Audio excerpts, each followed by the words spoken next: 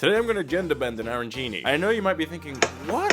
What did he just say? But I think it makes perfect sense. An arancini is just deep fried risotto. Risotto is basically just savory rice pudding. So if we make the risotto like rice pudding and we fill it with something and we deep fry it, like there's no way that's gonna be bad, right? Okay, good. Are we all on the same page here? We're making arancinis but sweet. Now we all understand the concept. Arancinis are sometimes served with a nice dipping sauce. So in place of marinara, I've decided to make a cherry compote. A compote is probably one of the easiest things that you can make. It's basically just very poorly made jam. So if you're bad at cooking, try to make jam and then you might make compote by accident. The best arancinis usually have some kind of stringy mozzarella in the middle. Stringiness, however, isn't the best texture to find in your dessert. But what is nice is gooiness. So I made a really thick custard which I froze into little balls. Then once my rice had cooled down in the fridge for a little while, I scooped some out, filled it with the custard puck, and rolled it into a ball. Then it's just a matter of dredging them and frying them. And I don't know, I genuinely think that this works. And I'm interested in hearing if there's any other food that could be genre flipped. I reckon there's probably a whole bunch. Anyway, once they were fried, I decided to get way too chefy with my plating, which to be honest I just shouldn't do, because I'm not very good at it. However, if we ignore visuals and purely go on my very speculative opinion on taste, these were very good.